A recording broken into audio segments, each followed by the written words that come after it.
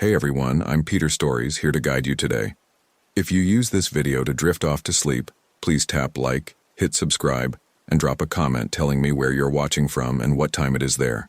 Now, settle in, get cozy, and let yourself relax.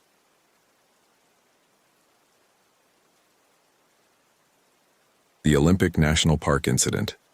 A first-person account by Ezra Whitmore. 3 in the morning. It's always 3 in the morning when I wake up hearing those sounds again. My new house is over 1,000 miles from Olympic National Park, but still, I still hear them. My wife says they're just nightmares. She wasn't there. She didn't see what I saw that October night. My name is Ezra Whitmore, and I need to tell someone this story. It's been 4 years since I left my job as a forest ranger and moved from Washington State to Arizona. 4 years since I stepped foot in any forest. My therapist says talking about it might help, but I've never told the complete story to anyone. Not even her. Not even my wife knows everything that happened during those 3 days in October 2019. I was 28 then, and I'd been a ranger at Olympic National Park for 18 months. Still green, still trying to prove I belonged there. Coming from Arizona, I thought I knew wilderness. I was wrong. The Olympic Peninsula is a different beast entirely. Ancient rainforests where moss grows thick as carpet on everything, where fog rolls in so dense you can't see your hand in front of your face, where the canopy blocks out the sun even at midday. Nothing like the open desert I grew up in. The Darcy Kellerman case was supposed to be my chance to show I could handle real responsibility. My supervisor, Rangers Morrison and Chen, had been called to a major search operation in the North Cascades. It was just me and Ranger Davis covering the entire western section of the park that week. When the missing person report came in on October 15th, Davis was already committed to a group rescue near Lake Crescent. That left me. 19-year-old female, the dispatch crackled through my radio at 0630 hours. Darcy Kellerman from Portland, last seen at Salduke Trailhead yesterday afternoon. Vehicle still in parking area. Family says she was planning a solo overnight hike to Seven Lakes Basin. I remember feeling that surge of adrenaline mixed with responsibility.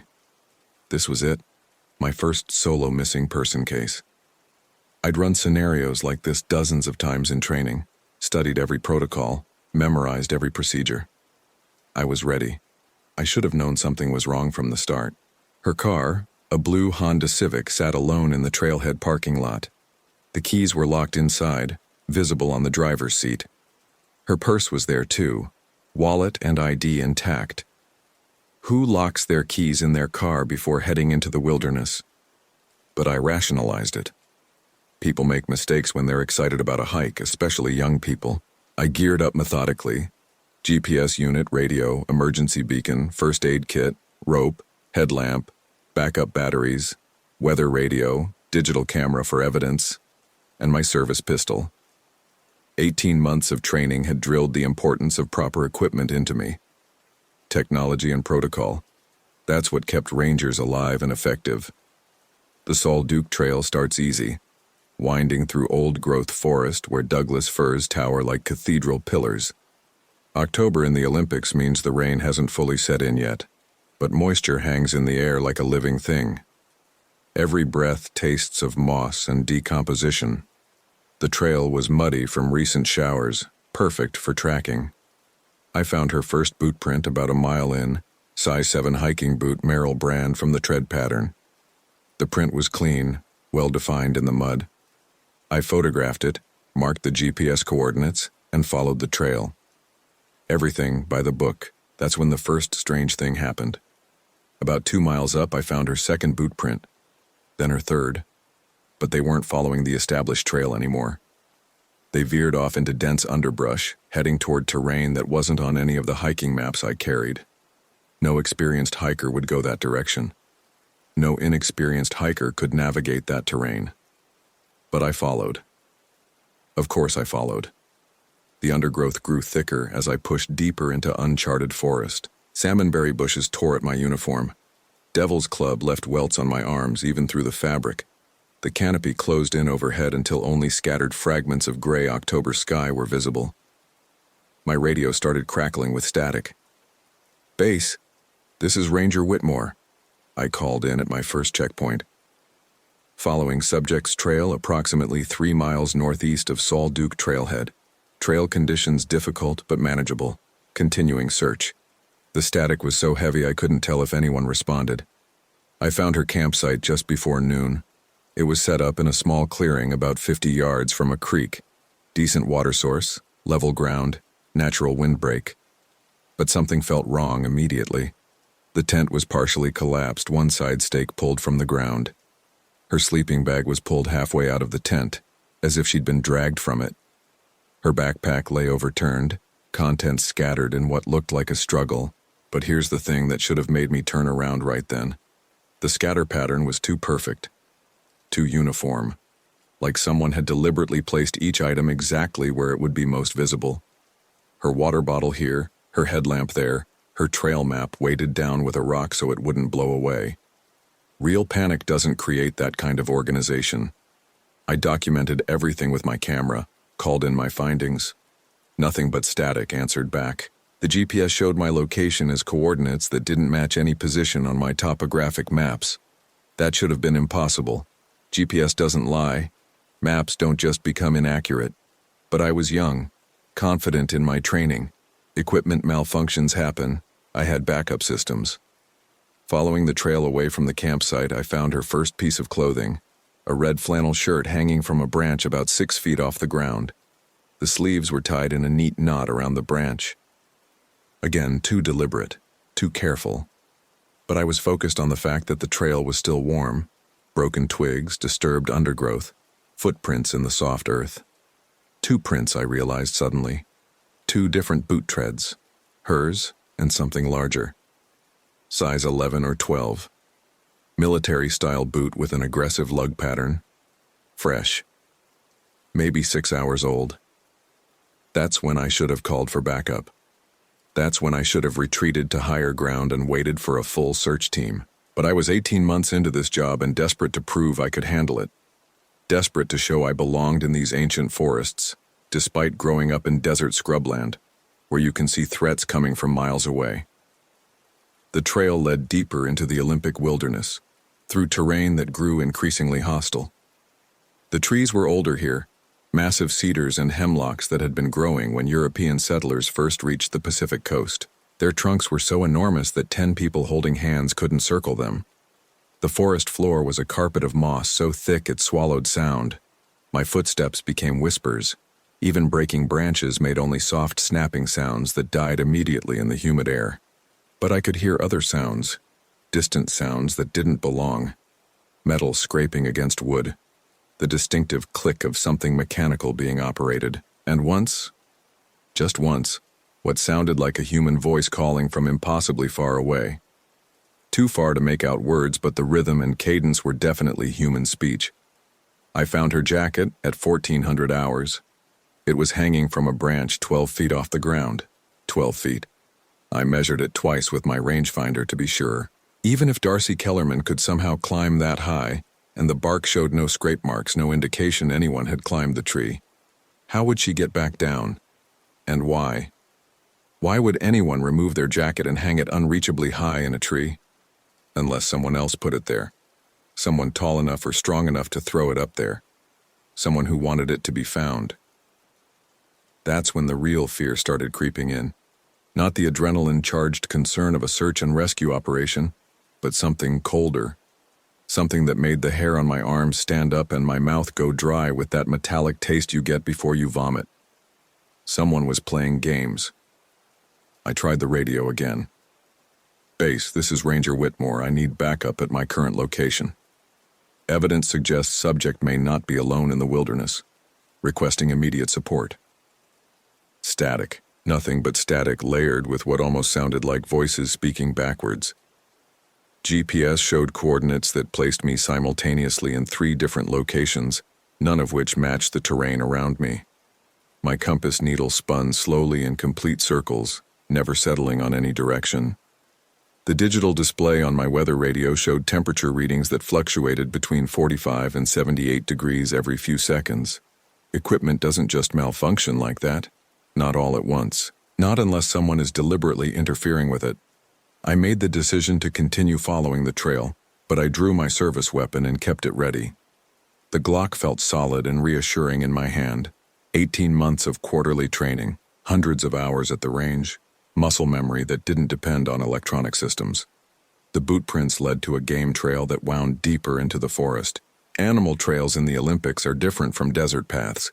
They follow the contours of ancient root systems, winding around massive fallen logs and through natural tunnels in the undergrowth. You can't see more than 20 or 30 feet in any direction. Perfect terrain for an ambush. That's when I heard her voice for the first time. "Help me. Please, someone help me." The voice came from ahead and to my right, maybe 100 yards away. Young woman, terrified, clearly in distress. I crashed through the underbrush toward the sound, abandoning stealth for speed. Branches whipped across my face, roots caught my feet, but I pressed toward that voice. "I'm coming," I shouted. "Keep calling. I'm a park ranger." "Help! Oh God, please help me!" The voice seemed to move as I followed it, always staying just ahead of me, always just out of sight behind the next stand of trees or over the next fallen log. I ran for 10 minutes following that terrified voice through terrain that grew increasingly treacherous. Then it stopped. Silence. Complete, unnatural silence. No birds, no insects, no wind in the trees. Even the constant drip of moisture from the canopy ceased. The forest held its breath. I stood in a small clearing, chest heaving from exertion, and slowly realized what had happened. The voice had led me in a complete circle. There, not 20 feet away, was the same fallen log I'd passed 10 minutes earlier. The same distinctive pattern of moss growth, the same broken branch hanging at eye level. Someone had deliberately led me in a circle. Someone had been mimicking Darcy Kellerman's voice. The sun was setting by then, though under the forest canopy it had been dim all day. October in the Pacific Northwest means darkness comes early and stays late.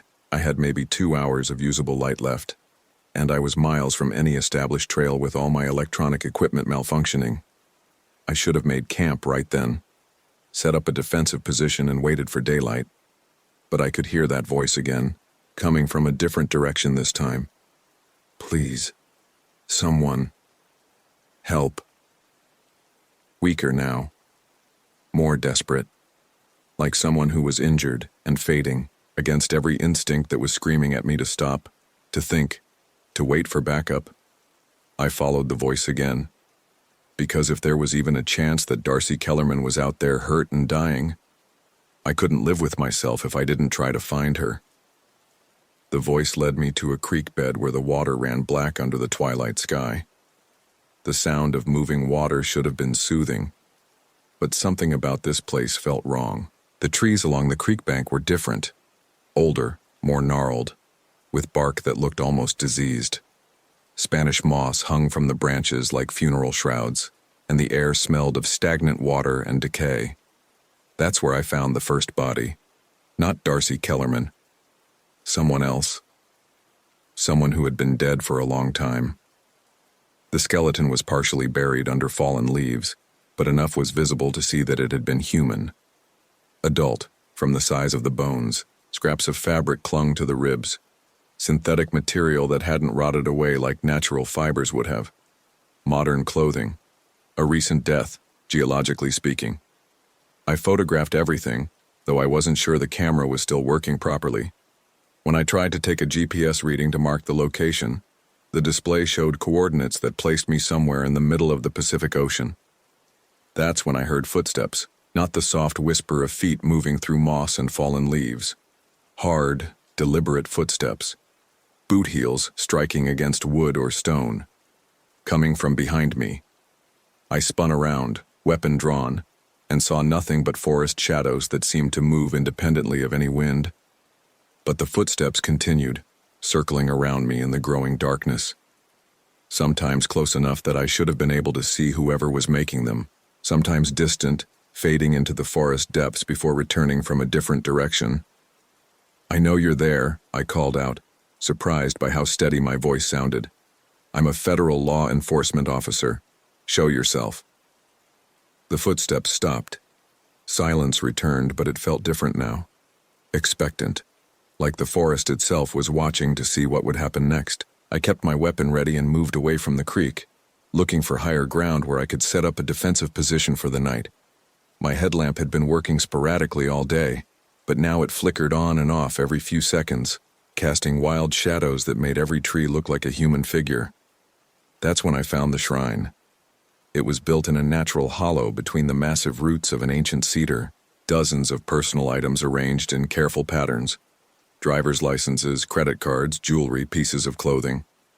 All different people, all different time periods based on the style of the photographs on the IDs. I recognized some of the names from missing person reports I'd studied during training. Sarah Chen, disappeared 2017. Marcus Rodriguez, disappeared 2018. Jennifer Walsh, disappeared early 2019. People who had vanished in Olympic National Park and were never found. But there were others too.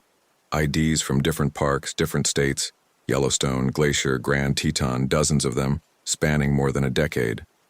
Someone had been collecting trophies from victims across multiple national parks for years. And now I was here alone in the dark, miles from help with all my equipment failing. I heard the voice again, but this time it was different, deeper, male, coming from directly behind me. "You're not very good at this, are you?" I spun around, finger on the trigger, but saw nothing. The voice seemed to hover in the air without a source. 18 months, the voice continued, moving around me in the darkness. 18 months, and you still move through the forest like a tourist. Still trust your gadgets more than your instincts. Still think the rules matter out here. "Show yourself," I shouted. Laughter echoed from multiple directions at once, as if the forest itself was mocking me. "I've been watching you all day, Ranger. Watching you follow my little trail of breadcrumbs. Watching you ignore every warning sign your survival instincts were screaming at you. You're exactly what I expected from someone who grew up in the desert." The voice knew details about me that weren't public record. Knew I was from Arizona. Knew how long I'd been working at Olympic. This wasn't random. "What do you want?" I called into the darkness. "The same thing I always want," the voice replied. "The hunt, the challenge, the moment when training and technology fail, and all that's left is whether you have what it takes to survive." "Where is Darcy Kellerman?" "Closer than you think. She's been watching you too, actually." "Haven't you, Darcy?" Another voice answered from the darkness. Female, terrified. "Please help me. He's going to kill me. He's going to kill both of us." "Darcy?" I called. "Where are you? I'm here to help." "She's safe," the male voice said. "For now, but her survival depends entirely on how well you play the game." "What game?" "Hide and seek. The oldest game in the world. I'm going to give you until sunrise to find her. If you succeed, you both walk away. If you fail..." The voice trailed off into laughter. "And if I refuse to play? Then she dies right now, and you join my collection." I had to make a choice. Follow the rules of whatever sick game this person was playing, or try to fight my way out immediately. But fight what? I still couldn't see anyone. The voice seemed to come from everywhere and nowhere. "Clock starts now," the voice said. Then silence. I was alone in the forest with a madman who knew these woods better than I did, who had been planning this encounter, who had already killed dozens of people. My equipment was useless, my training was inadequate, and somewhere in the darkness was a 19-year-old girl whose life depended on me. I had never felt so helpless, but I also had never felt so focused. All the uncertainty, all the fear, crystallized into a single purpose: find Darcy Kellerman and get both of us out alive. I started moving through the forest systematically, using techniques I'd learned in training, but modified for the terrain and situation. No light. My headlamp would just make me a target. I moved by feel, testing each step before committing my weight, using my hands to navigate around obstacles. The Olympics forest at night is alive with sounds: owls calling, branches creaking, small animals moving through the underbrush. But tonight everything was wrong. The sounds were too regular, too rhythmic, like someone was deliberately making them to mask other noises. After an hour of careful movement, I found the first trap, a pit, maybe 4 feet deep, covered with branches and moss. If I had stepped into it, the sharpened stakes at the bottom would have gone through my boots and into my feet. Not enough to kill, but enough to cripple. Enough to make me easy prey. This person wasn't just hunting for sport. He was hunting with military precision. I found 2 more traps over the next hour. A tripwire connected to something that would have made a loud noise if triggered. A snare that would have caught my ankle and jerked me off my feet. Each one carefully constructed, professionally installed. But finding the traps also meant I was learning his methods, getting inside his head. He thought like a soldier, which meant he would have predictable patterns. That's when I heard Darcy's voice again, but closer this time. Real terror, not the fake distress calls from earlier. No, please don't. I won't try to run again, I promise. The sound came from ahead and slightly downhill. I moved toward it as quietly as I could, using every technique I'd learned about forest stealth. In Arizona, stealth means avoiding line of sight across open terrain. In the Olympics, stealth means moving without disturbing the complex ecosystem of moss, fungi, and undergrowth that covers everything. I found them in a natural clearing where a massive tree had fallen decades earlier, creating a gap in the canopy. Enough moonlight filtered through to see shapes and movement. Darcy Kellerman was tied to a tree on the far side of the clearing. Even in the dim light, I could see she was injured. Her left arm hung at an unnatural angle, and there was dark staining on her clothes that looked like blood, but I couldn't see her captor anywhere. I watched for 10 minutes, looking for any sign of movement, any indication of where he might be hiding. The clearing was too open for a direct approach. I'd be exposed for 30 or 40 feet with no cover. But Darcy was clearly hurt, and time was running out. I made my decision and started across the clearing in a low crouch, weapon ready, scanning constantly for threats. I made it halfway before he spoke. "Stop right there, Ranger." The voice came from directly above me. I looked up and saw him perched in the branches of a tree at the edge of the clearing, maybe 20 feet off the ground. He was wearing military fatigues and had what looked like night vision equipment. In his hands was a rifle with a scope. Even if I could get a shot off, he had the high ground and better equipment. He'd kill me before I could aim properly. "Drop your weapon," he said. I hesitated and heard the distinctive sound of a rifle bolt being worked. "Drop it, or I put a bullet through her head right now." I set my pistol on the ground and raised my hands. "Kick it away." I did. "Now turn around so I can see you properly." When I turned, he dropped from the tree with the fluid motion of someone with extensive military training. He landed silently and moved toward me without taking his eyes off me or lowering his rifle. In the moonlight, I could see he was maybe 40 years old, tall and lean with the kind of fitness that comes from constant physical activity. His face was painted with camouflage, but his eyes were what caught my attention. Pale blue eyes that reflected light like an animal's. "Von Raskovich," he said, as if we were being introduced at a social gathering. "Former Army Ranger, former Olympic National Park employee, current resident of these woods." "You used to work for the Park Service?" "5 years, he said. 5 years until some bureaucrat decided I was unsuitable for public interaction. All because I suggested that people who can't handle the wilderness shouldn't be allowed in it. So you decided to kill them instead?" He smiled. "I decided to give them what they came looking for. Real wilderness experience. No safety nets, no rescue teams, no GPS to guide them home. Just them against nature, the way it's supposed to be. And when they fail, they become part of the ecosystem. Nothing wasted." I could see Darcy watching us from across the clearing. She was conscious, alert, but clearly terrified. "What's the real game here?" I asked. "You could have killed me any time today. Why the elaborate setup?" "Because killing is easy," Raskovich said. "Any idiot with a gun can kill. But breaking someone, showing them how helpless they really are, proving that all their training and equipment and confidence is just an illusion, that's art." "Is that what happened to all the others? The people in your trophy collection?" "Most of them never even realized they were being hunted until it was too late. But you're different. You're a federal officer. You're supposed to be trained for this kind of situation. I wanted to see how long it would take before you broke." "I'm not broken." No? Then why are you standing there with your hands up while I point a rifle at you? He was right. I had followed his script perfectly, walked into his trap exactly as he had planned. All my training, all my equipment, all my confidence had been systematically dismantled over the course of one day. But I wasn't dead yet, and neither was Darcy. What happens now? I asked.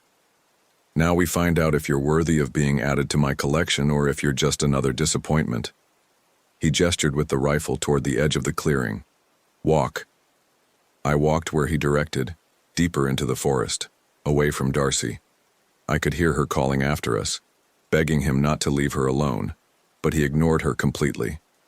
We walked for maybe 20 minutes, moving through terrain that grew increasingly difficult. The trees were older here, the undergrowth thicker, the ground more uneven.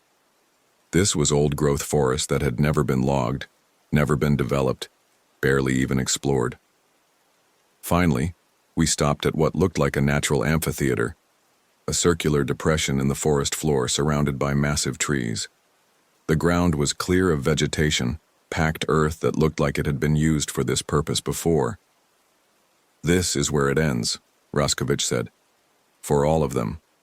In the moonlight, I could see bones scattered around the edges of the clearing.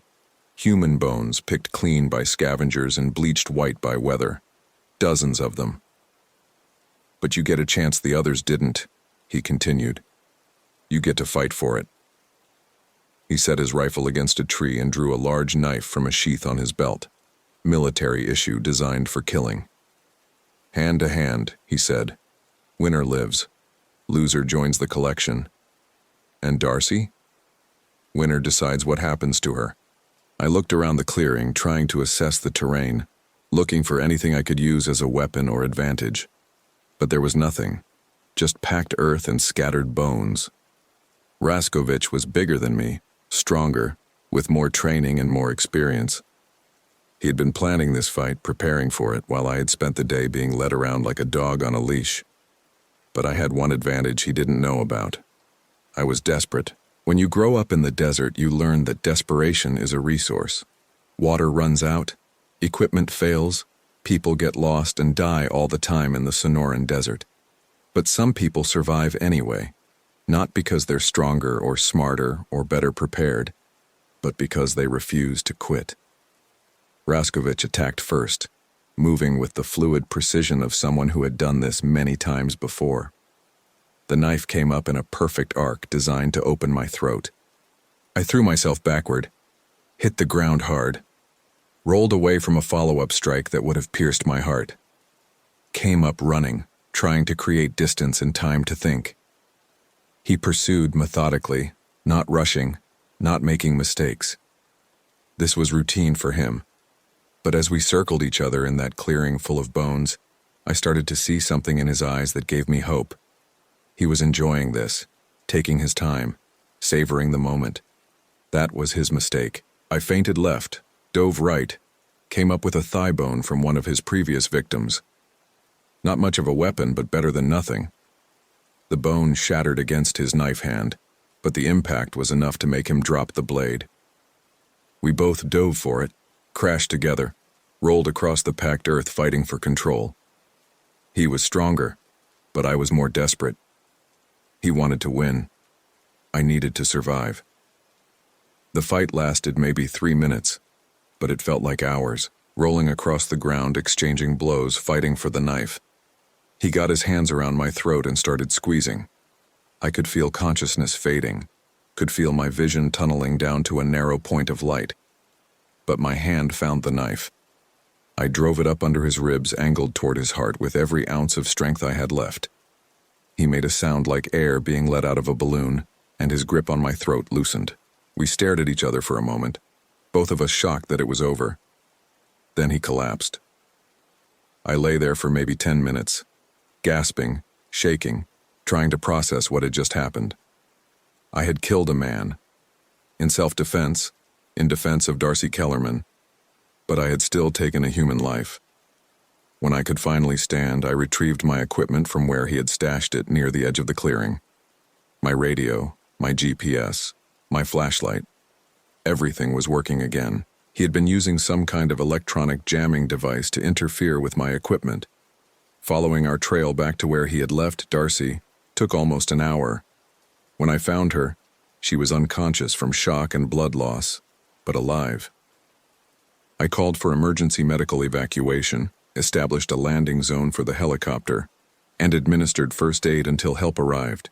The official report listed Von Raskovich as a former park employee who had been living illegally in the wilderness and had developed an obsession with testing visitors to the park.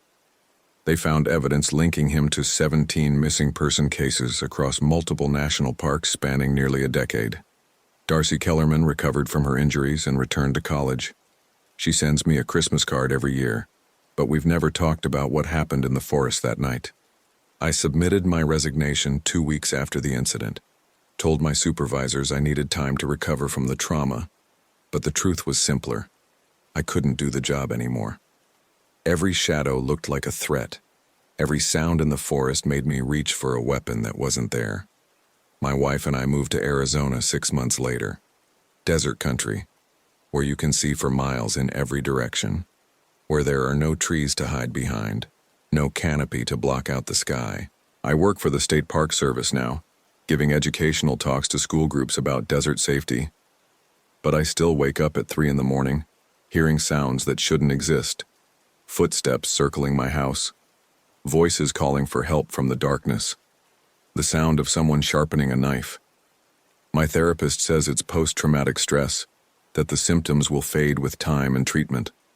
Maybe she's right, but sometimes when I'm standing in my backyard looking out at the open desert under a full moon, I wonder if Von Raskovich was the only one. I wonder if there are others out there, in other parks, in other forests, playing the same game with different victims. I wonder if Darcy and I were really the only ones who made it out. And I wonder if someday I'll hear footsteps in the desert night and know that the game isn't over after all. The worst part isn't the nightmares or the paranoia or the way I jump every time someone walks up behind me. The worst part is knowing that everything Raskovich said was true.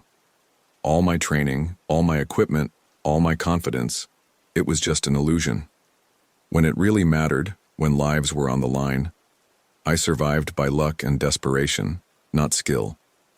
People ask me sometimes why I left such an important job, why I gave up a career protecting one of America's most beautiful wilderness areas. I tell them I wanted a change of scenery, wanted to be closer to family, wanted to try something new. I don't tell them the truth. I don't tell them that there are things in the wilderness more dangerous than bears or mountain lions or getting lost. I don't tell them that the most extreme predators in any forest are other human beings. And I don't tell them that somewhere out there, in forests across America, there might be others like Von Raskovich. Watching, waiting, planning their own twisted games. Because if I told them that, they might not believe me. And if they did believe me, they might never feel safe in the wilderness again. Just like I never will. End of testimony.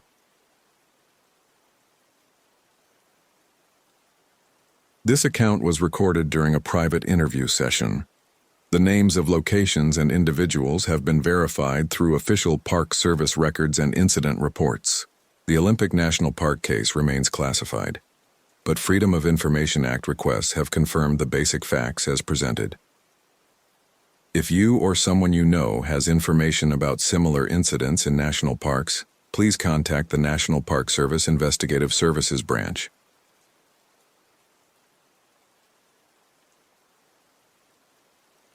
The Olympic Hunt, a forest ranger's testimony. 3 in the morning. It's always 3 in the morning when I wake up hearing those sounds again. My new house is over 1,000 miles from Olympic National Park, but still, I still hear them. My wife says they're just nightmares. She wasn't there. She didn't see what I saw that October night. My name is Garrett Holbrook, and I need to tell someone this story. It's been 4 years since I left my job as a forest ranger and moved to Nevada. 4 years since I traded the suffocating green walls of Washington's temperate rainforest for the open, honest brutality of the desert. Out here you can see everything coming. There's nowhere to hide. That's exactly what I needed. I was 25 when it happened, barely 18 months into my ranger career at Olympic National Park. fresh transfer from a small state park in eastern Washington, where the biggest emergency was usually a twisted ankle on a day hike. I thought I was ready for the big leagues. I had all the training, all the certifications, all the equipment. I knew the protocols by heart. What I didn't know was how useless all of that becomes when you're dealing with something they never put in any manual. The desert here in Nevada is honest. Rattlesnakes announce themselves. The heat kills you slowly, predictably. The cold at night is clean and sharp. Nothing like the wet, suffocating darkness of the Olympic Peninsula, where sound travels wrong and shapes form in your peripheral vision and disappear when you turn your head. Where the moss grows so thick it muffles your footsteps, and the fog rolls in so dense you can't see your own hands. Where things can be watching you from 3 feet away and you'd never know. I still can't handle humidity. When the air gets thick, when I can smell that green, growing smell of too much life packed too close together, I start sweating and my heart rate spikes. My wife thinks I have some kind of anxiety disorder. The therapist I saw for 2 years said it was PTSD. Maybe they're both right. All I know is that some experiences change the wiring in your brain and there's no going back. It started normal enough. October 15th, 2021. Delilah Crane, 23 years old, marine biology graduate student from the University of Washington. She'd been collecting water samples for her thesis research along the Hoh River drainage. Smart kid, experienced outdoors woman, all the right gear. She was supposed to check in via satellite phone every 12 hours. When she missed 2 consecutive check-ins, her advisor contacted us. I remember being excited. This was my chance to show I belonged there, that I could handle a real search and rescue operation. My supervisor, Roy Brennan, was a 20-year veteran who still treated me like I might break something just by touching it. He assigned me to coordinate with the local sheriff's department and begin preliminary searches while he handled the paperwork and logistics. Probably just equipment failure, Roy said, barely looking up from his computer. These college kids rely too much on technology. She'll turn up at the trailhead tomorrow with a dead phone and a sheepish grin. But I had studied her research proposal, her planned route, her emergency protocols. Delilah Crane wasn't some weekend warrior. She'd been conducting fieldwork in remote locations for 3 years. Her faculty advisor described her as methodical to a fault, and probably more prepared than most of our graduate students. She carried redundant communication devices, emergency shelter, enough food for twice her planned duration. This wasn't someone who just forgot to charge her phone. The first day of searching felt routine. I started at her last known position, a tributary creek about 6 miles up the Hoh River Trail. Found her campsite exactly where her GPS coordinates indicated it should be. Tent properly pitched, research equipment organized, water samples labeled and stored. Her sleeping bag was cold, but that didn't tell me much in the October chill. No signs of struggle, no evidence of wildlife intrusion. But something felt wrong. I couldn't put my finger on it at first. Everything was too neat, too organized, like someone had arranged it to look normal rather than it actually being normal. Her boots were placed perfectly parallel beside the tent. Her backpack hung from the bear cable at exactly the right height and distance from the tree trunk. Even her journal was closed and placed at a precise right angle to her laptop case. I radioed Roy with my initial assessment. Base, this is Holbrook. Located subject's campsite. No signs of distress, but requesting backup for expanded search. Something feels off. Static crackled through the radio for a few seconds before Roy's voice came through. Define feels off, Holbrook. We need concrete observations, not hunches. I tried to explain about the campsite being too organized, but hearing myself say it out loud made it sound paranoid. Roy reminded me that some people are naturally neat, that I shouldn't read too much into normal camping behavior.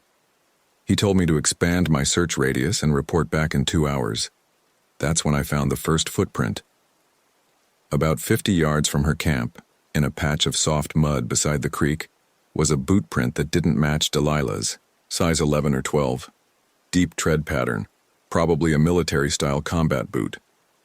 The print was fresh, no more than 12 hours old based on the sharp edges and lack of water accumulation. It was pointing toward her campsite, not away from it. I photographed the print from multiple angles, took measurements, made detailed notes. Then I began following the track. It led upstream, parallel to the creek, but staying in the tree line. Whoever made this print was moving carefully, stepping on rocks and fallen logs whenever possible to avoid leaving more tracks. This wasn't some lost hiker blundering through the woods. The trail led me about a quarter-mile upstream to where the creek made a sharp bend around a rocky outcropping. From this position, you had a clear line of sight back to Delilah's campsite. Someone had been watching her. I found evidence of a temporary observation post. Compressed vegetation where someone had lain prone for an extended period, cigarette butts that had been field stripped, tobacco scattered, paper buried, and scratches on the rocks that suggested someone had been using binoculars or a scope. Professional surveillance techniques. My radio crackled. Holbrook, this is Base. Status report. Base, I found evidence of surveillance on the missing subject. Requesting immediate backup and crime scene investigation team. Long pause. Repeat that, Holbrook. I explained what I'd found, trying to keep my voice steady and professional. Roy's response was predictable. I was overthinking things, reading too much into circumstantial evidence, letting my imagination run wild. The boot print could belong to any hiker. The cigarette butts could be weeks old. The surveillance post could be where someone stopped to rest and enjoy the view. Holbrook, you've been watching too many crime shows. This is a search and rescue, not a murder investigation. Expand your search pattern and look for the actual missing person. But I knew what I'd found. Someone had been watching Delilah Crane. Someone with military or law enforcement training. Someone who knew how to observe without being detected. And now she was gone. I continued following the track upstream, moving more carefully now. The trail was getting harder to follow as the ground became rockier, but I caught occasional signs. A partial print in soft earth, broken twigs at about shoulder height, disturbed moss on fallen logs. Whoever I was tracking was good, but not perfect. The forest was changing around me. The further I got from the main trail, the more oppressive it became. Old-growth cedars blocked out most of the daylight, creating a green twilight even at midday. The moss hung in thick curtains from the branches, muffling sound and creating shifting shadows that played tricks on your eyes. The air was so thick with moisture you could taste it, heavy and green and full of the smell of decomposition. This was Olympic Peninsula temperate rainforest at its most primordial. Nurse logs the size of school buses covered in ferns and moss, slowly returning to the earth while supporting entire ecosystems on their backs. Massive cedar and fir trees that had been growing since before European settlement. A place where you could disappear completely just by stepping off the trail. I'd been tracking for almost 3 hours when I found the second campsite. This one was different. Hidden in a natural depression between two massive cedar trunks, it was nearly invisible until you were right on top of it. Military surplus shelter, perfectly camouflaged. No tent stakes.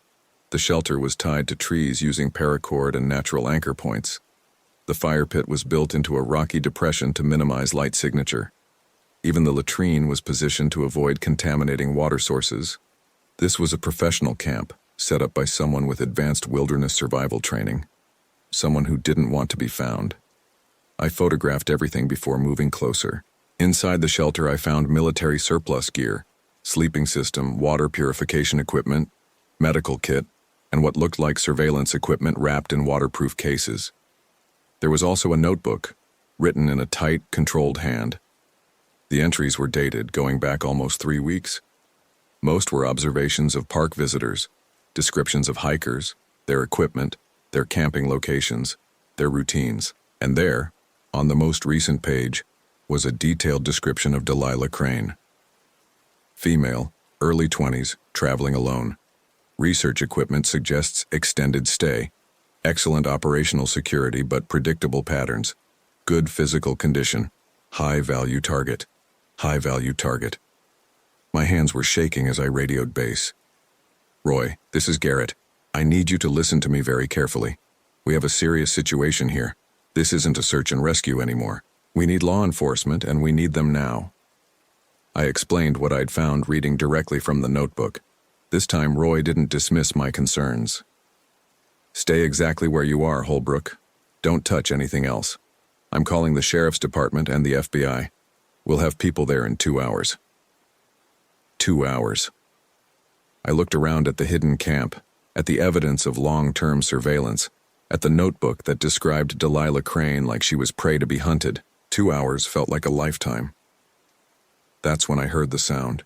It was distant, maybe half a mile away, but it carried clearly through the still forest air. A woman's voice calling for help.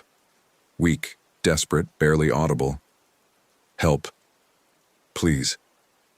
Somebody help me. I grabbed my radio. Base, I can hear the subject calling for help. I'm moving to assist. Negative, Holbrook. Stay put. Wait for backup. But the voice came again, fainter now. Help. I'm hurt. Please. Every instinct told me to move toward the sound. This was why I became a ranger, to help people in distress. If Delilah was injured and I waited 2 hours for backup, she could die. I started moving toward the voice, following what looked like a game trail that headed roughly in the right direction. I was breaking protocol, but I couldn't live with myself if someone died because I followed rules instead of doing what was right. The trail led me deeper into the forest, away from the creek into terrain I didn't recognize. The canopy was so thick here that it was like moving through perpetual twilight. Sound behaved strangely. My footsteps seemed muffled while distant noises carried with unnatural clarity. Help. Over here. Please. The voice was closer now, maybe 100 yards ahead. But something was bothering me about it. The words were clear, but they didn't sound quite right. The tone was consistent, not like someone who was actually injured and exhausted, more like someone repeating lines. I stopped walking and really listened. The voice came again. Help. Please. Somebody help me. Identical phrasing, identical cadence, identical tone. It was a recording. The realization hit me like cold water. I wasn't responding to a rescue situation. I was being lured away from the camp, away from evidence, away from my planned position. Someone was using Delilah's voice, either recorded or someone mimicking her, to draw me into the deep forest. I turned around to head back, but the trail I'd been following was gone. Or rather, what I'd thought was a trail turned out to be just a natural opening between trees that looked completely different from this direction. I could see 3 or 4 possible routes back, but none of them looked familiar. That's when I realized I was being hunted. I pulled out my GPS unit. The screen flickered, showed scattered dots of static, then went black. Dead battery, even though I'd checked it that morning and it had shown full charge. I tried my backup compass.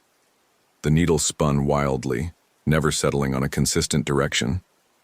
My radio crackled with static when I tried to contact base. I could hear voices, but they were distorted and broken up.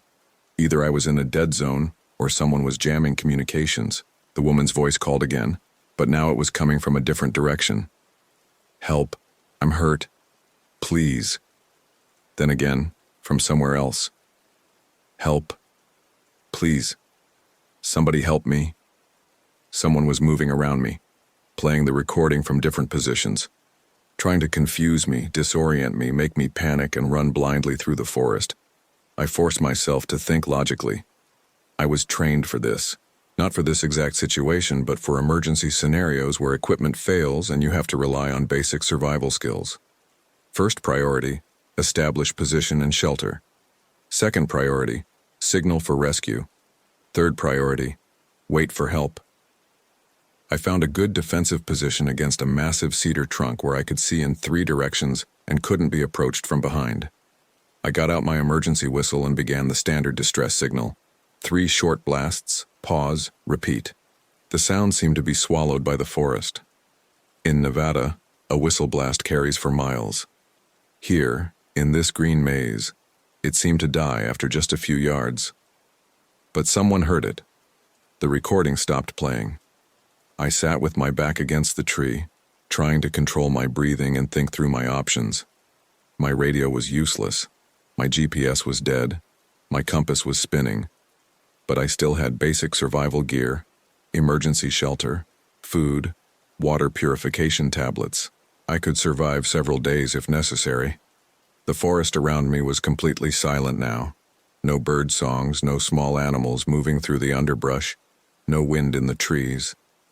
That kind of silence usually means a large predator is nearby, something that makes other animals hide. I was checking my backpack inventory when I heard footsteps, slow, deliberate, circling my position. Staying just outside visual range, but close enough that I could hear boots on wet leaves, occasional snapping of small branches. Someone was observing me, studying me, waiting for something.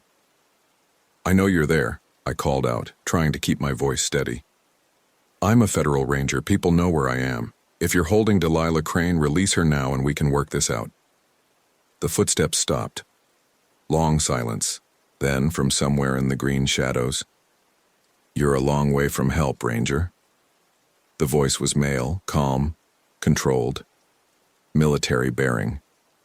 Someone comfortable with authority and violence. "My backup will be here soon," I said. "You still have time to walk away from this." A laugh, soft and genuinely amused. "Your backup is looking for you in the wrong place. Your GPS led them to coordinates about 3 miles south of here. Technology is wonderful when it works correctly." He had been jamming my GPS, leading me away from where I was supposed to be, away from where help would look for me. This wasn't some random encounter. It was a planned operation. "What do you want?" I asked. "I want you to understand something, Ranger. You're in my territory now. I've been living in this forest for 4 years. I know every trail, every creek, every place to hide. I know how to move without being seen, how to hunt without being heard. You're trained to rescue lost hikers and fight forest fires. I'm trained to kill people." The words were delivered matter-of-factly, without emotion or boasting. A simple statement of professional capability. "Where is Delilah Crane?" "Safe, for now. Whether she stays that way depends on how smart you are, how well you follow instructions." "What instructions?" "You're going to play a game with me, a hunting game. You get a 30-minute head start. If you can make it back to the main trail without me catching you, you both go free. If I catch you..." He didn't finish the sentence. "And if I refuse to play? Then the girl dies now, and you die anyway. At least this way, you have a chance." I tried to think through my options.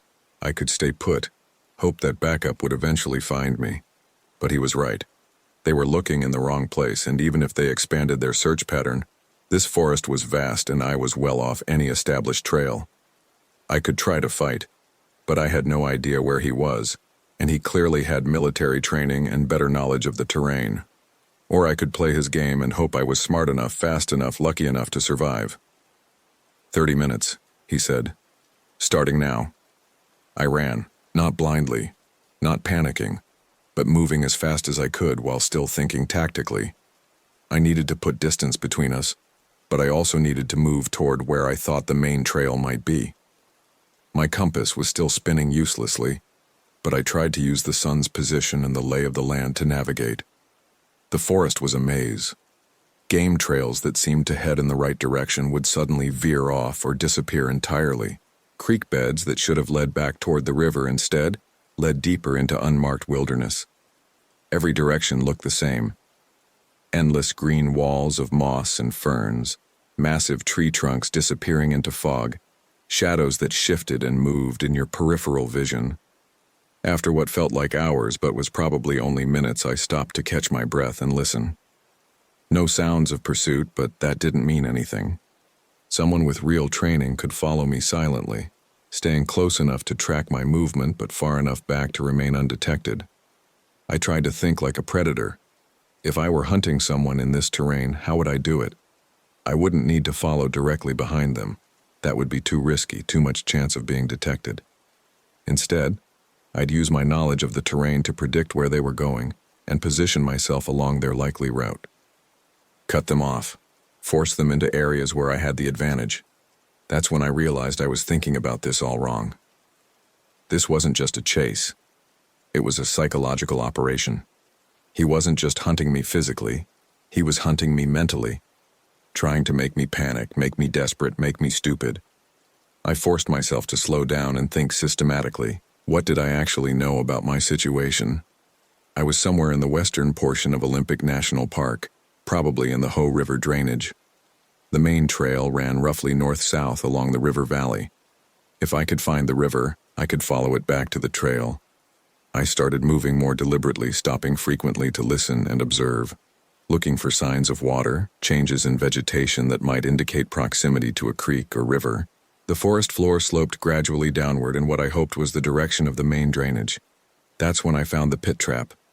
It was expertly concealed, a hole about 4 feet deep, covered with a framework of small branches and moss that looked like natural forest floor. If I'd been moving at full speed, I would have stepped right into it. At the bottom were sharpened wooden stakes, angled upward. This wasn't something that had been built in the last 30 minutes. This was infrastructure, part of a prepared hunting ground. He'd been setting up traps throughout this area, probably for weeks or months. I photographed the trap with my phone, which still worked, even though it had no signal, then carefully marked the location and continued moving. Now I was watching the ground even more carefully, looking for other signs of human modification. I found them. Tripwires connected to noisemakers, empty cans filled with rocks that would rattle if disturbed. False trails marked with subtle blazes that led to dead ends or back toward the trap areas. Even what looked like natural windfall that had been deliberately positioned to channel foot traffic into specific routes. This entire section of forest had been turned into a hunting preserve, a place where prey could be channeled, trapped, and killed at leisure. My radio crackled with static, then cleared up enough for me to hear voices. Holbrook's position, GPS coordinates were wrong. Expand search pattern. Roy's voice, broken and distorted but recognizable. They were looking for me, but they were still in the wrong area. I tried to respond but got only static in return. Either the signal was too weak or it was still being jammed. Then I heard something that made my blood freeze. Delilah's voice, but not the recording this time. Live, real, terrified. "Garrett, help me, he's..." The transmission cut off. He had her. She was alive, but he had her, and he was using her to bait me. Everything in my training said to stay on course, focus on my escape route, get help, and come back with backup. But I couldn't leave her with him. I started moving toward where the voice had seemed to originate. It was probably another trap, another way to manipulate me. But I couldn't just abandon her. The terrain was getting more difficult. Steeper slopes, more deadfall, thicker undergrowth. I was moving uphill now, away from the river drainage, into the kind of isolated terrain where someone could hide for years without being discovered. That's when I found his base camp. It was built into a natural depression surrounded by massive cedars, nearly invisible until you were right on top of it. Multiple shelters camouflaged and winterized. Stockpiles of military surplus equipment, and evidence of long-term habitation, established fire pits, food storage systems, even a rudimentary workshop area. This wasn't just a hunting blind. This was home. Someone had been living here for years, completely off the grid, invisible to satellite surveillance and park patrols. I could hear voices from one of the shelters, male voice, calm and controlled. "Told you he'd come. They always come. Can't resist playing the hero." Then Delilah's voice, frightened but defiant. "He's smarter than you think. He's trained for this. Trained to rescue lost hikers and put out campfires. I'm trained to kill people in ways that would give you nightmares. There's a difference." I needed to see the layout, figure out how many people I was dealing with, locate Delilah's position. I worked my way around the perimeter of the camp, staying in the tree line, moving as quietly as possible. From a concealed position behind a fallen log, I could see into the main shelter. Delilah was there, tied to a chair, but apparently uninjured. And I could see him, the man who'd been hunting me. He was exactly what I'd expected. Military bearing, probably late 30s or early 40s, in excellent physical condition. Wearing woodland camouflage that was probably military surplus, with equipment that looked professional grade. But what struck me most was how comfortable he seemed. How at home in this environment. This wasn't someone playing soldier in the woods. This was someone who belonged here. He was cleaning a rifle while he talked to Delilah, casual and methodical. "Your friend should be here soon. He's following exactly the route I expected. Predictable. That's the problem with you people. You think in straight lines, follow your training, do what you're supposed to do. Makes you easy to hunt. I needed to call for backup, get real help, come back with a tactical team. But my radio was still producing only static, and I didn't know how long Delilah had before he decided the game was over. I worked my way closer, trying to get a better view of the shelter layout and identify possible approach routes. That's when I stepped on the pressure plate. The noise was immediate and unmistakable, a sharp clatter of metal on metal, clearly audible across the entire camp. I'd triggered one of his early warning devices. "Ah," came his voice from the shelter, still calm and amused. "Right on schedule." I ran, not back toward my escape route, but parallel to the camp, trying to draw him away from Delilah. I crashed through the underbrush, making as much noise as possible, hoping he'd follow me instead of staying with his prisoner. It worked. I could hear him behind me, moving fast but quietly, using his knowledge of the terrain to cut off my escape routes. This was his environment, his hunting ground, and I was just another animal being driven toward the kill zone. The chase went on for what felt like hours, but was probably only minutes. Every time I thought I'd found a good route, I'd discover it led to a dead end or another trap. He was hurting me, using the terrain and his prepared obstacles to force me in a specific direction. I realized I was being driven back toward the pit trap I'd found earlier. He was trying to wound me, slow me down, make me easier to capture. But knowing about the trap gave me an advantage he didn't know I had. I approached the concealed pit carefully, making sure I knew exactly where it was. Then I continued past it, leaving clear tracks before circling back and taking up a concealed position, where I could observe both the trap and the approaches. He appeared about 10 minutes later, moving with the fluid confidence of someone completely at home in this environment. He was tracking my footprints, following my route with the methodical precision of a professional hunter. I watched him approach the pit trap. He knew it was there, of course, he'd built it. But he was focused on my tracks, expecting me to be long gone, not waiting in ambush. When he stepped around the edge of the pit to continue following my trail, I tackled him. We went down hard, rolling in the wet leaves and moss. He was stronger than me, better trained, more experienced at this kind of combat. But I had surprise and desperation on my side. The fight was brief and vicious. He got his hands around my throat, started choking me, but I managed to drive my knee into his solar plexus and break free. When he came at me again, I grabbed a fallen branch and swung it as hard as I could. The branch connected with his temple. He went down and stayed down. I zip-tied his hands behind his back using emergency restraints from my ranger kit, then checked his pulse.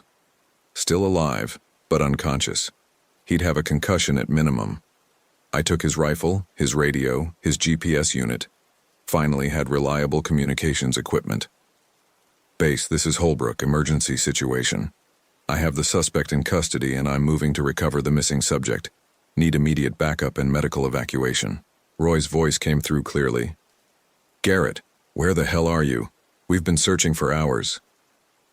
I gave him GPS coordinates from the suspect's device, described the route to the base camp, requested law enforcement and tactical support. Then I headed back to get Delilah. She was exactly where I'd left her, still tied to the chair but conscious and alert. When she saw me, she started crying with relief. "I thought he was going to kill both of us," she said as I cut her restraints. "Are you injured? Did he hurt you?" "No, not really. Mostly he just talked. About hunting, about how easy it was to take people from the park, about how long he'd been doing it." She shuddered. "He showed me photographs, Garrett. Pictures of other people. People who disappeared over the years. We found them in his shelter. Dozens of photographs of previous victims, organized by date.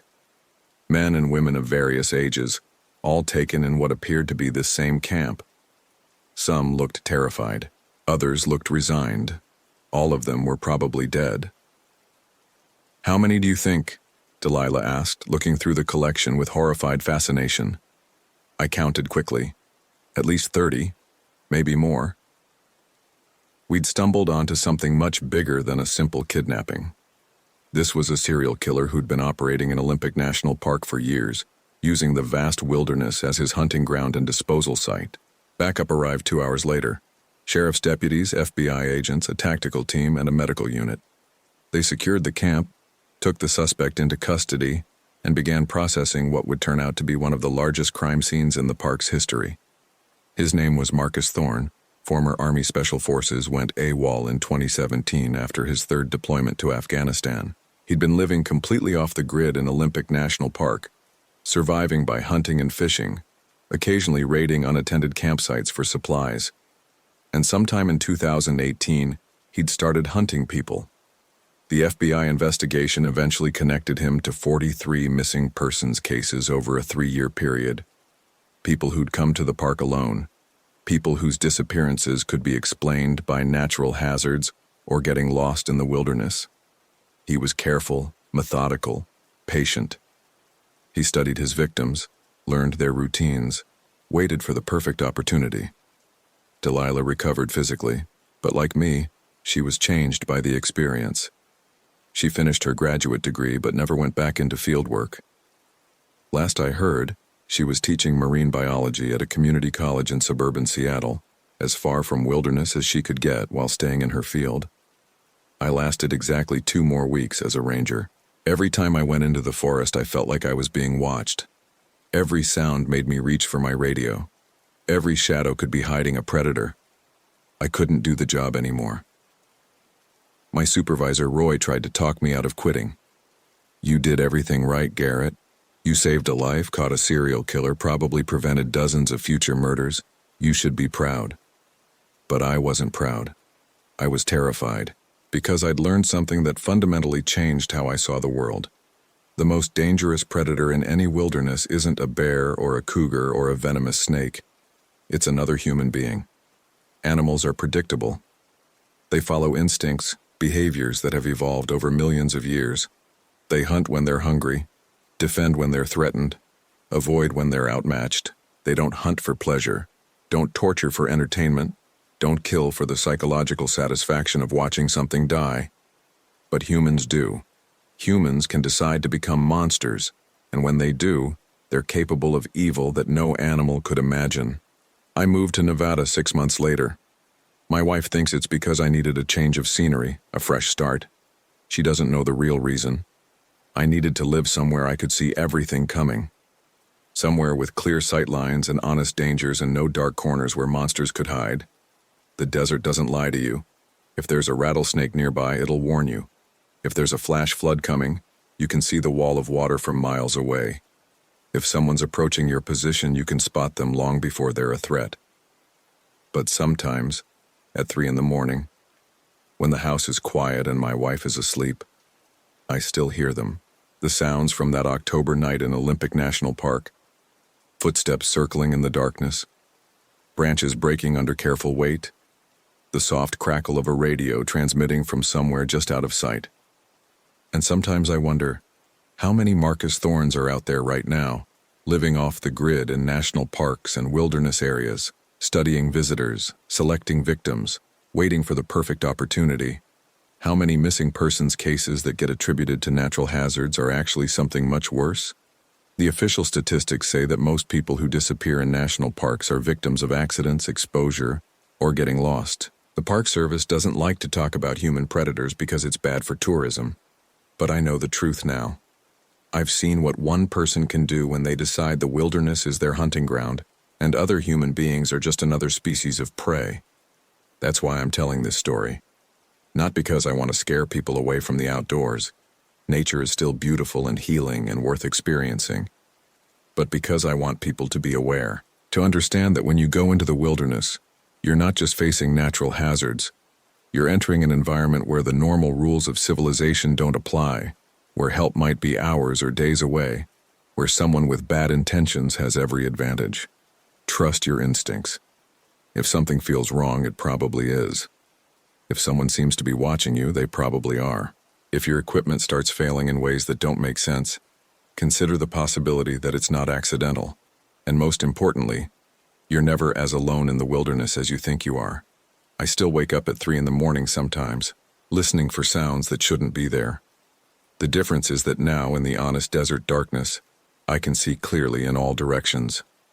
I can see everything coming, but I still remember what it felt like to be hunted by something that thinks and plans and enjoys the fear in your eyes. And I know that out there, in the green depths of America's wilderness areas, there are others learning that same lesson right now. The only question is whether they'll be as lucky as Delilah and I were, whether they'll survive long enough to tell anyone what they learned.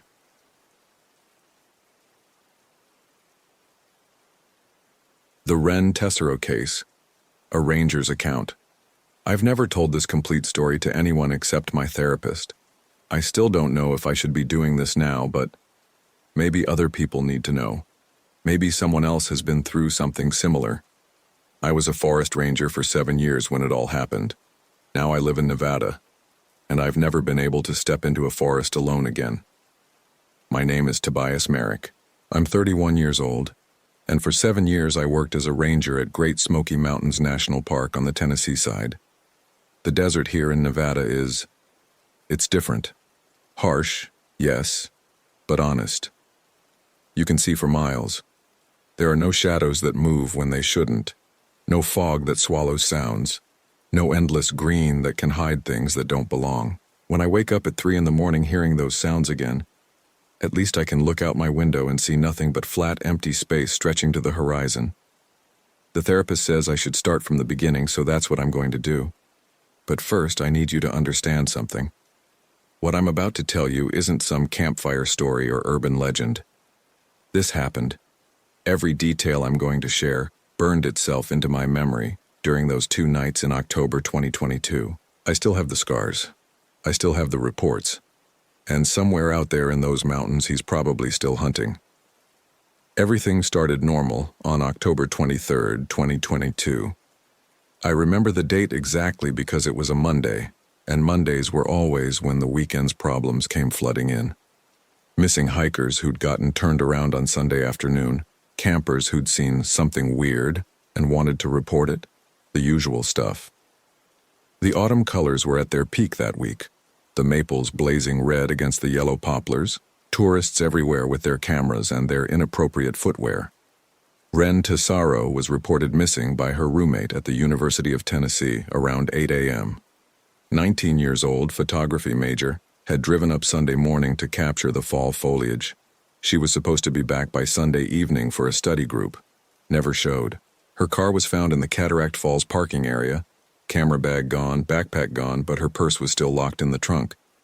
I took the call because I was the most experienced tracker we had on duty that morning. 7 years in those mountains, and before that 3 years in the Army. I knew every trail, every creek, every hidden hollow where lost hikers usually ended up. Or so I thought. The thing about the Smokies in autumn is how the fog rolls in. It's not like the dry air here in Nevada where you can see a dust devil coming from 10 miles away. In Tennessee, the fog builds in the valleys like something alive, thick and gray-white, muffling sound and turning familiar landmarks into alien shapes. That morning, as I drove up to Cataract Falls, I could see it starting to gather in the low places, and I knew we were going to have visibility problems before long. Ren's roommate, Jessica, met me at the trailhead. Typical college kid, worried sick but trying to act like she had it together. She showed me the last text Ren had sent Sunday around 2 p.m. Found the perfect shot, going off trail for better angle, be back by dark. That should have been my first warning. Nobody with any sense goes off trail alone in the Smokies, especially not in autumn when the light fails fast and the weather can change in minutes. But I'd seen it before. Young photographers chasing the perfect shot, hikers thinking they knew better than the trail markers. Usually, they'd spend a cold night in the woods and come stumbling out the next morning embarrassed and hypothermic. I started the search at the last known location, following the Cataract Falls trail up into the backcountry. The trail was busy with day hikers despite the Monday morning timing. Retirees mostly, the kind who could afford to travel midweek for the colors. I questioned a few groups, showed them Ren's photo from her student ID. A couple remembered seeing her around 1 p.m., heading up toward the waterfall with a professional-looking camera setup. The trail to Cataract Falls is well maintained for the first 2 miles, then it gets rougher as you climb toward the backcountry. The waterfall itself is spectacular in autumn. a 60-foot cascade framed by blazing maples. But the photography spots around it are tricky. Lots of loose rock, steep drop-offs, places where an inexperienced hiker could easily slip and fall. I found her first sign about a quarter-mile past the main waterfall viewpoint. Footprints in the muddy bank of a creek crossing, small boot treads that matched the description Jessica had given me of Ren's hiking boots. The prints led off the maintained trail toward a game path that climbed the ridge to the east. This is where I made my first mistake. I should have called for backup right then. Should have requested a full search team before following that game trail into the backcountry. But I was confident. 7 years of experience, and I'd tracked dozens of lost hikers on trails just like this one. How hard could it be to find one college kid with a camera? The game trail was narrow and overgrown, the kind of path deer use to move between feeding areas. It climbed steeply through dense rhododendron and mountain laurel, the kind of vegetation that grabs at your clothes and limits visibility to maybe 10 feet in any direction. I followed the boot prints for about a mile, calling Ren's name every few minutes and listening for a response. That's when I found her camera. It was sitting on a fallen log beside the trail, an expensive-looking digital SLR with a telephoto lens attached. The camera was clean, dry, carefully placed, not dropped or abandoned in panic. I picked it up and checked the display. The last photo was time-stamped 3:47 p.m. on Sunday. It showed a clearing ahead on the trail, autumn sunlight filtering through the canopy. I looked up from the camera display toward that same clearing, maybe 50 yards ahead, and that's when I felt it for the first time. That crawling sensation between your shoulder blades that tells you you're being watched. The forest had gone quiet. Not peaceful quiet, but wrong quiet. No bird songs, no squirrel chatter, no insect noise. Just the sound of my own breathing and the distant whisper of wind in the high branches. I called Ren's name again, louder this time, and heard my voice get swallowed by the thick vegetation like it was being absorbed. I continued following the boot prints, but they were getting harder to read on the rocky trail. The game path wound higher up the ridge, entering an area I didn't recognize despite my years in the park. The trees were older here, massive oaks and tulip poplars that blocked most of the sky. The understory was darker, more open, carpeted with decades of fallen leaves that muffled every footstep. Around 4 p.m., the fog started moving in from the valleys below. At first it was just wisps threading between the tree trunks, but within 30 minutes it had thickened into a gray wall that cut visibility down to maybe 20 feet. The temperature dropped 10 degrees in as many minutes, and I could feel the moisture in the air condensing on my jacket.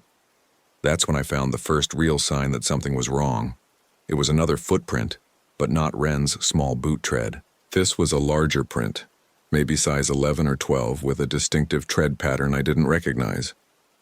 The print was fresh, pressed into soft mud beside a small spring, and it was pointed back down the trail toward where I'd been walking. Someone else was out here. Someone who'd been following the same path I was on, but coming from the opposite direction. I tried to radio back to the ranger station, but all I got was static. The fog and the ridge terrain were blocking my signal. I checked my GPS. It showed my location as roughly 3 miles northeast of the Cataract Falls trailhead, in an area marked as backcountry wilderness on my park map. No maintained trails, no established campsites, no easy way out except back the way I'd come. I should have turned around right then. 7 years of experience should have told me to head back, call for backup, come back with a full search team in the morning. But I kept thinking about Ren, 19 years old, probably cold and scared, maybe injured somewhere ahead in the fog. And I kept thinking about the other case, the one from 3 years earlier that still woke me up some nights. Her name was Amanda Cray, 22 years old solo hiker reported missing in this same general area of the park. We'd searched for 2 weeks and never found so much as a piece of clothing. The case went cold, got filed away as presumed animal attack or accidental fall. But I never believed it. There were too many inconsistencies, too many signs that didn't add up. The family still sent me Christmas cards, still hoped for closure I couldn't give them. I wasn't going to let that happen again. I followed the game trail deeper into the backcountry as the fog thickened around me. The unknown boot prints appeared sporadically alongside Ren's smaller tracks, sometimes overlapping them, sometimes parallel. Whoever was out here, they were following the same path Ren had taken. By 5 p.m., full darkness was falling fast. October days are short in the mountains, and the fog made it even darker. I switched on my headlamp and immediately regretted it. The beam just reflected off the fog, creating a bright white glare that made it even harder to see. I switched to my smaller handheld flashlight, keeping the beam pointed down at the trail. That's when I heard the first sound that didn't belong. It was faint, coming from somewhere ahead in the fog. A rhythmic scraping sound, like something being dragged across rock. I stopped and listened, trying to filter out the sound of my own breathing and heartbeat. There it was again. Scrape, pause, scrape, pause. I called out, "Ren? Can you hear me? I'm a park ranger. I'm here to help." The scraping stopped immediately. I waited for a response, counting seconds in my head. 10, 20, 30. Nothing but the whisper of fog moving through the trees. I continued forward, following the boot prints with my flashlight beam. The trail was getting rougher, more like a deer path than anything humans should be walking on. Fallen logs blocked the way every few hundred yards, forcing me to climb over or detour around. The fog was so thick now I couldn't see more than 5 feet in any direction. Around 5:30 I found the backpack. It was hanging from a branch about 8 feet off the ground, too high for someone to reach without climbing.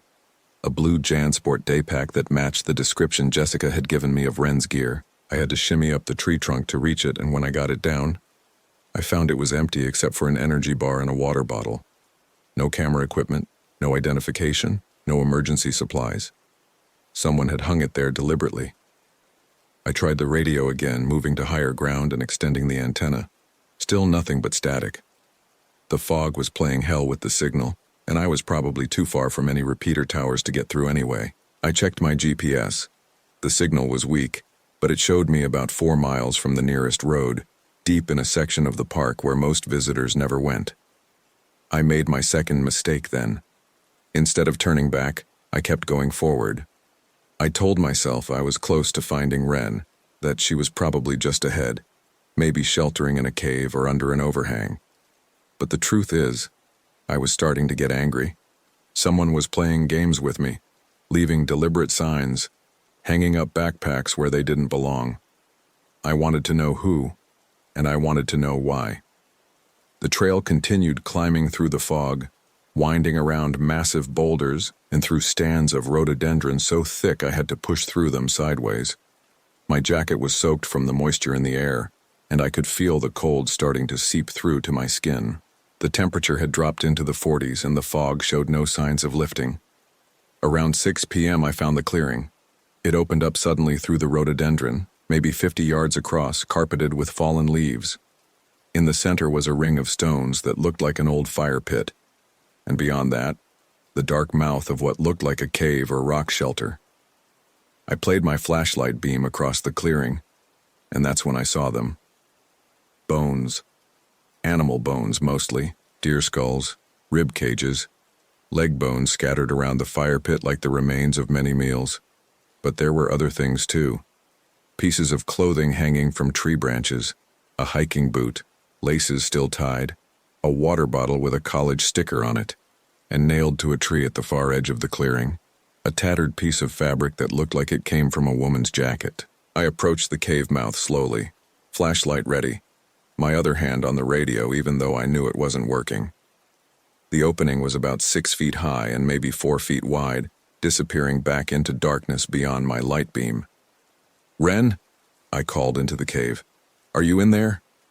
My voice echoed back from deep inside, distorted and strange. And underneath the echo, I heard something else. A soft, whimpering sound, like an animal in pain, or a person trying not to make noise. I entered the cave with my flashlight held high, every instinct screaming at me to turn around and run. The cave was deeper than I'd expected, the walls rough limestone that sweated moisture in the humid air. The whimpering sound was coming from somewhere ahead, beyond a bend in the passage. I rounded the bend and found myself in a larger chamber, maybe 20 feet across. And there, in the far corner, was Ren Tasaro. She was alive, but barely. Tied to a metal stake driven into the cave floor, her clothes torn and dirty, her face gaunt with dehydration and fear. When my flashlight beam hit her, she flinched and made a soft crying sound. "It's okay," I said, moving toward her as quickly as I dared. "I'm a park ranger. I'm here to get you out." But as I knelt beside her to cut the ropes, she grabbed my arm with surprising strength and whispered, "He's here. He's been waiting for you." That's when the lights went out. Not just my flashlight, everything. My backup light, my headlamp, even the glow from my GPS screen. Complete, absolute darkness, like someone had thrown a switch and cut the power to the world. In that darkness, I heard footsteps, slow, deliberate, coming from the cave entrance behind me. And then a voice, low and calm and completely rational. "Ranger Merrick, I've been looking forward to meeting you." The voice knew my name. I fumbled for my backup flashlight, trying to remember which pocket I'd put it in, my hands shaking with adrenaline. Behind me, the footsteps stopped, and I could hear breathing that wasn't mine or Ren's. "You shouldn't have come alone," the voice continued. "But then again, that's what you always do, isn't it? Just like with Amanda Cray. Just like tonight." Amanda Cray, the missing hiker from 3 years ago. The case that still haunted me. My fingers found the backup flashlight and I clicked it on, swinging the beam toward the cave entrance. The light revealed a figure standing about 10 feet away. A man in military fatigues, face painted with mud and leaves, carrying what looked like a military-issue rifle. But it was his eyes that made my blood freeze. They were completely calm, almost friendly, like he was greeting an old neighbor instead of holding 2 people prisoner in a cave. "You know," he said, not moving closer but not backing away either. "I've been watching you Rangers for years, learning your patterns, your procedures, your habits. You're very predictable, Mr. Merrick. Very manageable." I kept the flashlight beam on his face, trying to see if there was any way past him to the cave entrance. There wasn't. He was positioned perfectly to block the only exit, and in the narrow confines of the cave, that rifle gave him every advantage. "Who are you?" I managed to ask. He smiled, and it was the most terrifying thing I'd ever seen. Someone who understands what this place really is. Not a park, not a sanctuary, a hunting ground. The way it was always meant to be. Behind me, Ren whimpered again, and I realized she was trying to tell me something. I risked a quick glance back and saw her eyes pointing toward a dark crack in the cave wall. Another passage, maybe, or at least a place to hide. "You took something from me 3 years ago," the man continued. "Amanda was mine, my prize.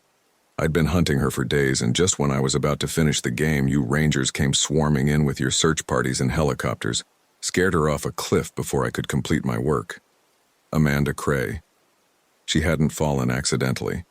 She'd been running from this thing. But now you've brought me a replacement," he said, gesturing toward Ren with the rifle barrel. "Young, frightened, perfect for the hunt. And as a bonus, I get to finish what I started with you." That's when I made my move. I threw the flashlight at his face and dove sideways toward Ren, grabbing her around the waist and rolling toward the crack in the cave wall. The rifle went off with a deafening boom in the confined space, the muzzle flash lighting up the cave like lightning. The crack was barely wide enough for one person, but I shoved Ren through first and squeezed in after her just as the rifle fired again. Rock chips peppered my legs, and I felt a burning line across my calf where a bullet fragment had grazed me. The crack opened into another passage, this one sloping upward. I had no idea where it led, but anywhere was better than that cave with that thing. We crawled through the darkness, Ren sobbing with relief and exhaustion, until we emerged through a hidden opening about 100 yards up the hillside. The fog was still thick, but after the absolute darkness of the cave, the gray pre-dawn light seemed bright as day. I could see maybe 20 feet in any direction, enough to get my bearings and figure out which way led back toward civilization. "Can you walk?" I asked Ren. She nodded, though I could see she was barely holding together. "He kept me there for 2 days," she whispered. "Kept saying he was waiting for someone, waiting for you." We started moving downhill, trying to find the game trail that had led me to the clearing. But in the fog and darkness, everything looked the same. Trees loomed out of the gray like ghosts, and every shadow could have been hiding our pursuer. Behind us, I could hear him crashing through the underbrush. He wasn't being quiet anymore. Didn't need to be. He knew these woods better than I did, knew every trail and hiding place. We were running blind through his territory. My radio crackled to life as we reached higher ground. "Base to Ranger Merrick, do you copy?" "This is Merrick," I gasped into the handset. "I have the missing subject. We need immediate extraction. Armed subject in pursuit, shots fired." "Copy that, Merrick. What's your location?" I looked at my GPS, but the screen was cracked and dark. The device had been destroyed in the cave, probably when I dove for cover. "Unknown location approximately 4 miles northeast of Cataract Falls trailhead. We're moving downhill toward..." I tried to remember the terrain maps, tried to figure out what drainage we might be following. "Toward Hazel Creek, I think." "Hazel Creek is 5 miles from the trailhead, Merrick. Are you sure of your location?" I wasn't sure of anything anymore. The fog had disoriented me completely, and after the adrenaline and terror of the cave, I might have been heading in any direction. Behind us, a branch snapped. Close. Maybe 50 yards. "Negative on location," I whispered into the radio. "Just get birds in the air, sweep the northeast backcountry. Look for..." I tried to think of what they'd be able to see from a helicopter. "Look for a clearing with a cave, evidence of long-term camping." "Copy. ETA 20 minutes on air support." 20 minutes. In thick fog. With a trained hunter stalking us through terrain he knew better than his own backyard. We kept moving, stumbling through the underbrush as quietly as we could manage. Ren was holding up better than I'd expected, but I could see exhaustion and dehydration taking their toll. She needed medical attention, needed food and water and warmth, needed to be anywhere but here. The fog started to thin as we descended, and I began to recognize some of the terrain. We were following a creek drainage that looked familiar, maybe one of the tributaries that fed into the main Hazel Creek system. If I was right, we were maybe 2 miles from the nearest fire road. That's when the game started. I heard my own voice calling from the fog ahead of us. "Ren, can you hear me? I'm a park ranger. I'm here to help." It was perfect. Every inflection, every tone, exactly the way I'd called out when I was searching for her the day before. Ren grabbed my arm in terror and I motioned for her to stay quiet. The voice came again from a different direction. "It's okay. I'm here to get you out." He was using my own words against us, trying to confuse Ren, trying to make her think rescue had arrived from another direction. It was psychological warfare, pure and simple, and it was working. I could feel panic starting to override my training, could feel my breath coming short and my hands starting to shake. "Stay calm," I told myself. "Think like a ranger, not like prey."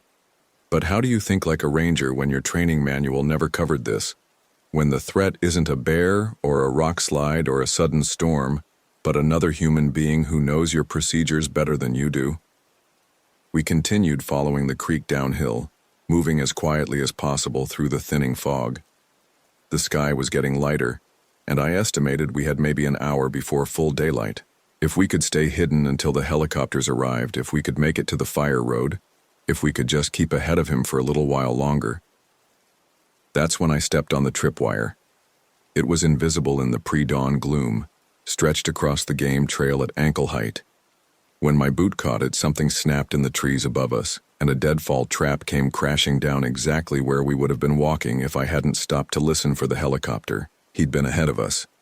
Somehow, despite our head start, despite knowing the terrain, he'd gotten ahead of us and set a trap. "Very good, Ranger Merrick," his voice called from somewhere in the fog. "Your training is better than I expected, but not good enough." I pulled Ren off the trail and into the thick rhododendron beside the creek. We crawled on our bellies through the wet undergrowth, trying to put distance between us and the trail without making noise. Branches caught at our clothes and scraped our faces, but we kept moving. Behind us, I could hear him following. Not hurrying, not crashing through the brush like we were, just walking calmly, confidently, like he had all the time in the world. Because he did have all the time in the world. This was his hunting ground, his territory. We were just the latest prey animals he'd decided to pursue. The rhododendron opened onto a small meadow, maybe an old homestead clearing from before the park was established. In the growing light, I could see the remains of a stone foundation and what might have been an old well, and hanging from a tree at the far edge of the meadow, like some kind of grotesque trophy, was Amanda Cray's jacket. I knew it was hers because I remembered it from the missing person report. Red fleece with a university logo on the chest. She'd been wearing it the day she disappeared 3 years ago. The day this thing had been hunting her through these same woods. Ren saw it too and made a soft, choking sound. I clamped my hand over her mouth and pulled her down behind the stone foundation, trying to stay out of sight while I figured out our next move. The helicopter was coming. I could hear it now. The distant whoop, whoop, whoop of rotor blades echoing off the ridges, but it sounded far away, and the fog was still thick enough in the valleys to make visual searches difficult. "Do you hear that, Ranger Merrick?" The voice was close now, maybe at the edge of the meadow. "Your cavalry is coming, but they won't find you in time.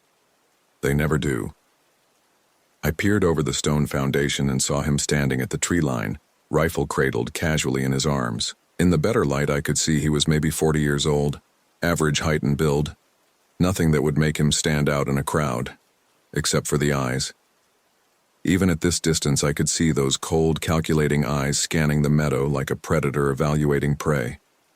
"You know what I like about Rangers?" he continued, his voice conversational. "You're so predictable. Always trying to save people, always putting yourselves at risk for strangers. It makes you easy to manipulate." He started walking across the meadow toward our hiding place, not hurrying, not worried about the approaching helicopter.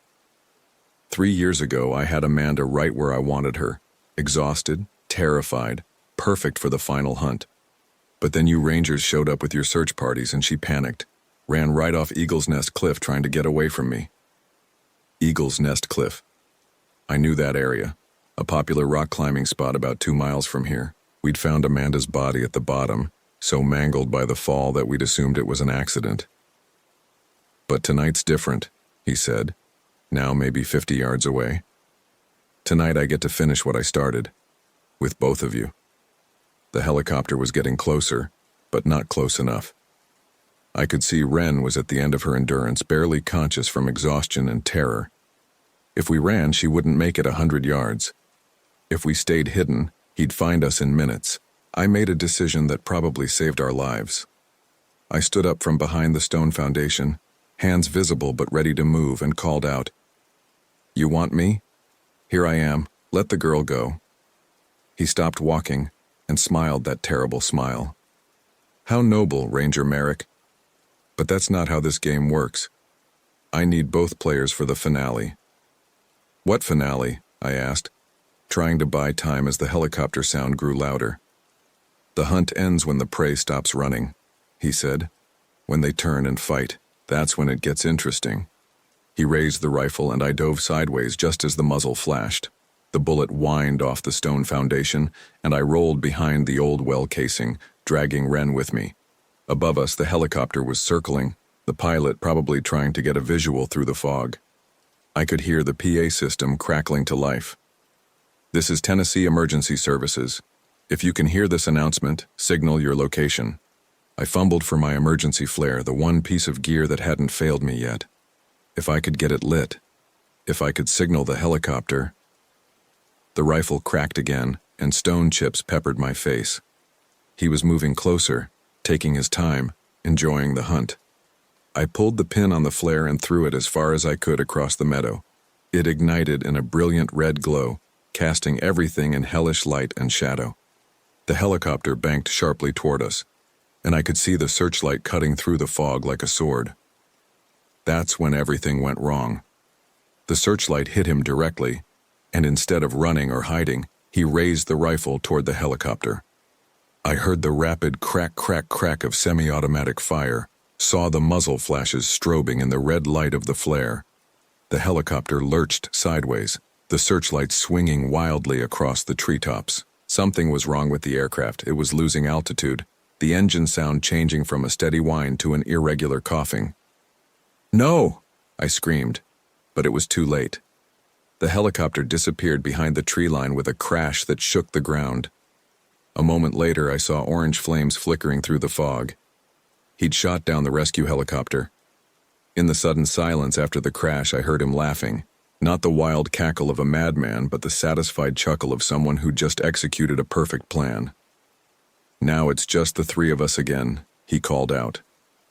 "The way it should be." I looked down at Ren, and I saw in her eyes the same thing I was feeling. We were going to die in this meadow. No one else was coming. No one else even knew exactly where we were, but then I remembered something from my army training, something about asymmetric warfare and using the enemy's strengths against them. He was a better hunter than me. He knew the terrain better. He had better weapons and better fieldcraft. But he had one weakness. He needed this to be a hunt. He needed the psychological satisfaction of stalking and terrifying his prey. It wasn't enough for him to just kill us. He had to make it a game. I could use that. "Ren," I whispered, "when I say run, you head for that tree line and you don't stop until you find the helicopter crash. There might be survivors, and they'll have radios." "I can't leave you," she whispered back. "You have to. This ends here, one way or another." I took a deep breath, said a prayer to whatever gods protect fools and rangers, and stood up from behind the well casing. "You want to hunt?" I called out. "Let's hunt." I sprinted directly at him, no cover, no concealment, just a straight charge across the open meadow. It was the last thing he expected. Prey animals don't attack predators, they run.